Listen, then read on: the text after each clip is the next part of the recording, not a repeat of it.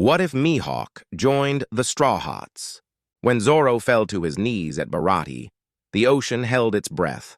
In another life, this was the day he swore an oath that would carry him across the seas, to surpass the man standing before him and meet him again as an equal. In this life, the man didn't walk away. Mihawk looked down at the bloodied swordsman, then at the laughing captain behind him. The boy's grin was ridiculous, wide, honest, fearless. "One day, find me again?" Mihawk asked quietly. He paused, surprised at his own voice. "No, I'll come with you." The sea seemed to freeze. Nami choked on air. Sanji's cigarette fell from his lips. Usopp dropped flat behind a barrel. Luffy's grin somehow got even bigger. "Cool!" And just like that, history split.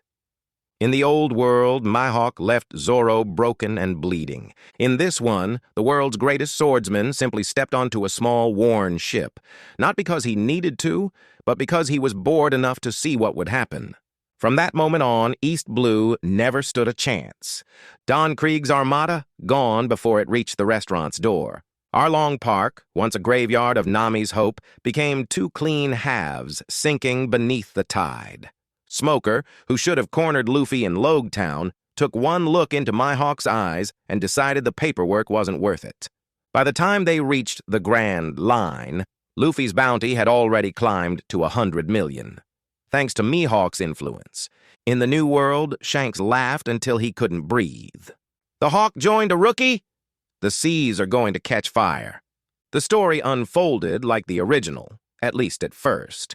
Laboon still charged, Crocus still appeared, the log pose still spun wildly. But now, every obstacle disappeared the moment Mihawk got tired of it. Whiskey Peak's ambush ended in seconds. Little Garden's dinosaurs learned to avoid their ship. Drum Island's tyrant didn't even finish his threats before his castle slid into the snow in two perfect slices. Chopper joined the crew with tears in his eyes. In another world, he would have seen courage in Luffy. Here he saw something closer to divinity, and called it Doctor. By the time they reached Alabasta, word had spread. Straw Hat Luffy sails with Dracule Mihawk. Crocodile, usually the one who caused fear, could barely hide his own. He attacked anyway. In the original story, Luffy nearly died 3 times fighting him. In this world, the desert fell silent after a single swing. Crocodile's palace collapsed. Luffy blinked. "Hey, that was my fight." "You were too slow," Mihawk said, already walking away. The world government panicked. The first cracks in their so-called balance appeared not at Marineford, but here, in the sands of Alabasta. The sky adventure still came. Scipio still gleamed, promising treasure and danger. Enel still declared himself God. But lightning only struck once before Mihawk cut the sky itself. The bolt split in half and Enel disappeared mid-sentence, probably still running toward the moon. In the real timeline, Luffy's rubber body made him the perfect counter. In this one, there was no need for luck, just precision. Water 7 unfolded mostly the same. The shipwrights, the friendship, the betrayal, the storm. Robin still shouted that she wanted to live. But what came after was different. In the real story, the Buster Call nearly killed them all. Here, Mihawk stood at the edge of Amy's lobby and swung once. The horizon split. 10 warships became floating debris. The sea boiled. The wind stopped. The government stripped Mihawk of his title instantly, but they were smart enough not to attack him again. Zoro's obsession grew. He trained until dawn, losing to Mihawk every night. The gap never closed. Sanji cooked like a man possessed, muttering, "Maybe one day I'll make something that actually impresses him." Nami learned to read danger itself. Usopp learned to shoot by heartbeat. Even the ship seemed afraid to disappoint him. Thriller bark still rose from the mist. In the original story, it was the Straw Hats' darkest night, the first time they truly bled for each other. Here, it lasted 1 hour. Moria's laugh ended mid-echo. Kuma arrived, saw Mihawk, and quietly removed himself from the story. At Sabaody, history almost realigned. The celestial dragon fell to Luffy's punch. Kizaru arrived, light blazing. Rayleigh appeared, smiling at the chaos. When his eyes met Mihawk's, the smile widened. "Didn't think you'd sail with children?" "Didn't think you'd sit still," Mihawk replied.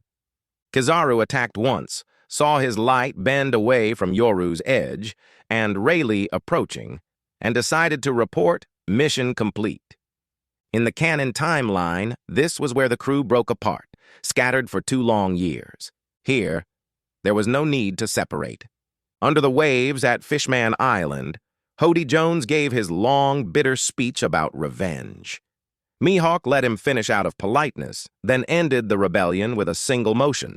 Afterward, Mihawk realized he had made the crew too reliant on him.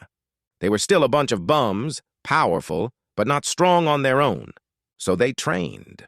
For months, hidden under the sea, they learned hockey from a man who had forgotten what it was like not to have it. When they surfaced again, the world barely recognized them. Then came the news of Ace's execution. In another world, Luffy would have fought through hell alone, half dead and crying for his brother. Here, he had company. Mihawk joined him, not out of friendship but curiosity. Marineford burned. Whitebeard's quake split the horizon. Luffy charged through the battlefield, and whenever death tried to reach him, Mihawk's blade met it first. Aokiji's ice shattered into mist. Kizaru's light broke apart. Even Akainu hesitated when magma met black steel. Luffy reached the platform. The cuffs shattered. For a heartbeat, the story almost caught up to itself. Then Akainu struck. In the real timeline, Ace died here. In this one, Mihawk moved before thought. The two collided in an explosion of fire and silence. When it cleared, Akainu was still standing, but retreating, wounded by Whitebeard. Ace lived. The world still changed, but differently. Whitebeard died smiling, knowing his sons would see the dawn. The crew kept training, and when they returned, they stopped being passengers in Mihawk's story. Their next island was Dressrosa. But in this world, they never met Law at Punk Hazard since the duel between Aokiji and Akainu hadn't happened yet. They stumbled upon Dressrosa by coincidence, Doflamingo's kingdom of strings and lies. This time, the crew fought without Mihawk's help. He watched from the ship, silent. When Luffy finally defeated Doflamingo, beaten half to death but laughing, Mihawk smiled faintly. Finally. Their next journey took them to Whole Cake Island, Sanji's forced wedding. In this world, Big Mom pushed the wedding earlier, fearing the Straw Hats' growing power. In the old story, that arc nearly destroyed them. Here, the Yonko's territory shook under the shadow of a single swordsman. Mihawk fought Big Mom for sport. Her thunder roared, his blade silenced it. They were evenly matched. While he kept her busy, Luffy faced Katakuri. Zoro fought Smoothie. Sanji battled Cracker in a storm of flour and fury. They all won, bleeding, exhausted, but proud. When it was over, Mihawk said only, "acceptable," and poured himself a drink on the ruins of Tato Land. The destruction this time was on another level. The Straw Hats became a Yonko crew overnight. New bounties came shortly. Mihawk, 3,590,000,000 berries. Luffy, 2,200,000,000 berries. Zoro, 850 million berries. Sanji, 770 million berries. By the time they reached Wano, the Straw Hats were legends. Even Kaido's men hesitated when they saw their flag. They had no samurai allies, just themselves against a kingdom of beasts. Kaido descended from the clouds, laughing like thunder. "So the hawk sails with the rookie. Let's see how sharp you really are." Mihawk met him without hesitation. Their clash split the sky in two.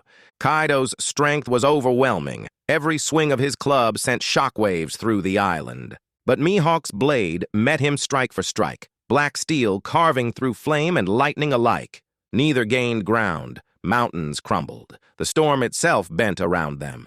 At last, both men paused, bloodied, grinning. Mihawk lowered Yoru. "Enough. This isn't my story." As Luffy stepped forward, the drums of liberation began to echo across the sky. Kaido's roar met Luffy's punch, and the beast finally fell. When the world heard, new bounties arrived shortly. Mihawk, 4 billion berries. Luffy, 3,600,000,000 berries. Zoro, 1,590,000,000 berries. Sanji, 1,300,000,000 berries. The crew celebrated beneath the fireworks of Wano, laughter echoing across the rooftops. But away from the noise, Mihawk stood alone, watching the dawn rise over a land finally free. Zoro found him there. "You're leaving?" he said. Mihawk nodded. "You've all grown. My blade has nothing left to teach you." He glanced toward the horizon, the light glinting off Yoru's edge. "Find me when you're ready."